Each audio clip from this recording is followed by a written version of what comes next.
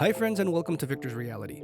Today we have the LG UltraGear 32-inch 1440p LG Nano IPS display with its IPS 1 millisecond gray-to-gray response time at 165Hz overclocked to 180Hz, NVIDIA G-Sync compatibility with AMD FreeSync Premium, DCI-P3 color coverage of 98% with HDR10, a 3-side virtually borderless display with its tilt height pivot adjustable stand. Today we'll be looking at the unboxing, gaming, and displayed with beautiful images. To help you make an awesome buying decision, here are my impressions and review of the LG 32GP850-B.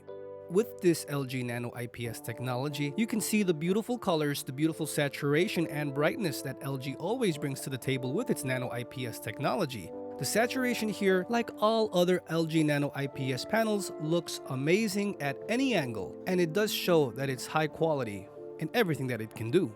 So let's take a look at gaming here on this monitor. The amazing thing is that it can accept a 4K signal acceptance. You can see right here, 4K 60Hz. Many monitors cannot do that.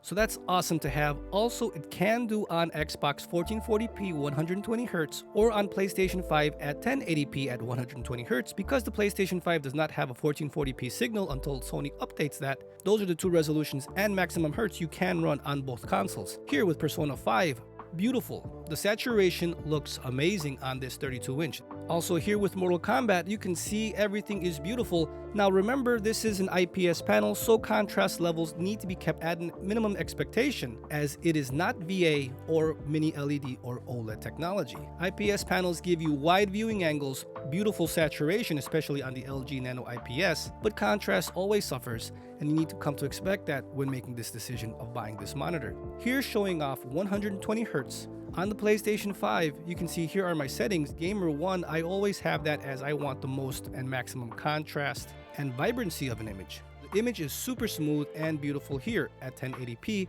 The scaling is done right, it's done perfect. There is no issues you can see in this video. This is at 120Hz. And sometimes it looks bigger than my Samsung Odyssey G7 or Dell S3220 DGF because it's flat and those other panels are curved. The perceived difference, it just looks about an inch bigger here on the LG. Here with the unboxing, here is the gamer's box LG always provides with their 850 or 950 series. There was enough depth in the box to hold everything super securely. You can see here with it on and off. It was protected by a plastic sleeve all around the monitor. Here the monitor looks to be clean cut, no defects whatsoever by its secure packaging. And here with the VISA 100mm display, you can either connect your monitor stand or you can wall mount it to the wall or with an arm. Here with display connections, we have 2 HDMI ports, 1 display port, 1 USB PC hub connection port, 2 USB ports, 1 headphone port, and 1 power connection. Here we have the beautiful red UltraGear logo with my panel, the 32GP850-B, being manufactured in June of 2021. Here with the little holes in the back of the monitor to let heat dissipate from when it's turned on with its red accented sphere backing. The monitor stand looks beautiful with its red and black color accents. Everything is top-notch, high quality, super sturdy. And the stand is really well built. It's really small compared to other monitors as you will be able to place this anywhere on your desk without the fear of it wobbling or tilting over. Here is the monitor menu button or nub. There are no issues accessing the menu at any time. Here with the paperwork with the LG registration card, the LG user manual, and an owner's manual that comes in antiquated CD form. Hey, because you never know, right? But the LG UltraGear gaming monitor user manual has everything to make it foolproof on connecting your monitor stand to connecting your cables. It makes it an easy experience of what to expect and how to connect it and display it in your area. No issues whatsoever, it's foolproof. And here we have the cables that came in the packaging. We have 1 DisplayPort cable, 1 HDMI cable, 1 USB hub cable, and the power cord to get it set up and running. Here I want to show off real expectation of the IPS panel technology. Here there is no backlight local dimming on the monitor whatsoever. So this is real world IPS contrast levels on a very dark scene. As all cameras fluctuate with contrast, I want to show you this is what to expect if you watch really dark scenes. This is not mini LED or OLED or VA power, so you have to deal with the expectation of what IPS technology brings. And IPS is the worst at contrast levels. But if you have ambient lighting or you don't really watch too much dark videos or imagery, ambient lighting helps IPS panels tremendously. So add that to make your images look more vibrant and contrasty.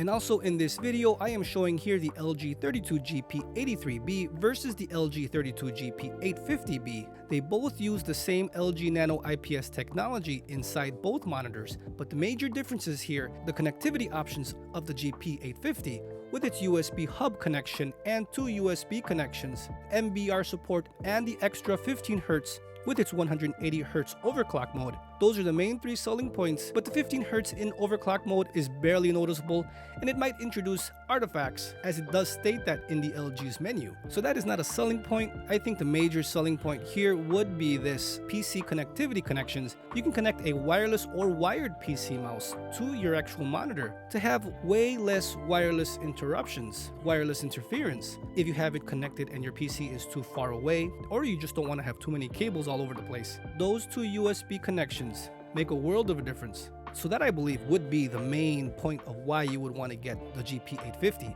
even if it's a little bit more money. But if they're the same price, the GP850 is no-brainer. You get all the added features at the same price. Here's showing the back of the monitor so you can see they're basically physically the same, except for those USB connections. And one thing to note, which is super funny, the GP83 logo is a little bit bigger, which makes it look more uniform than the tad smaller LG logo on the GP850. It just looks weird. It looks funny. It just doesn't look like it goes there, but whatever. I just wanted to note that and show you all. I kind of like GP83's logo. I guess the LG GP83 wins in this category, the logo. Here showing off the monitor menu while I run these videos, how beautiful the image looks. Of course, me always with my Gamer 1. I have brightness at 100, contrast at 80, sharpness at 50, the gamma is on mode 2, the color temperature is on custom, which looks like warm to me, everything else on default. Also make sure to have your smart energy on off to get the maximum brightness.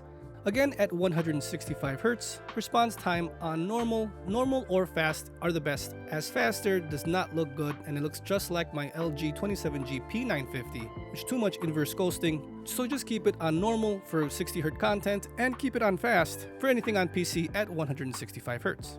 But the imagery here on this beautiful saturation of this panel is amazing at any angle, and that's why you're looking at this specific panel.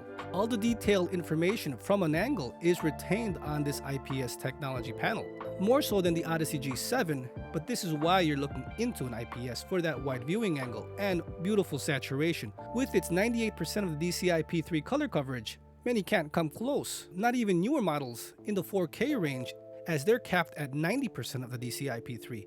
The saturation here is amazing.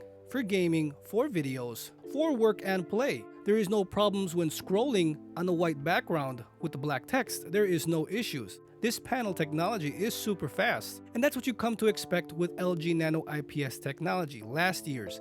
This year's. There isn't a major difference in this year's versions over last year's or the side versions with less connectivity, but when you think of LG Nano IPS, you know you're going to get amazing saturation. And now at 32 inches here on the channel, I will be showing this monitor in the future against Dell S3220 DGF. Plus, I will show you this against the Samsung Odyssey G7 32-inch model, just to show you the differences between IPS and VA technologies.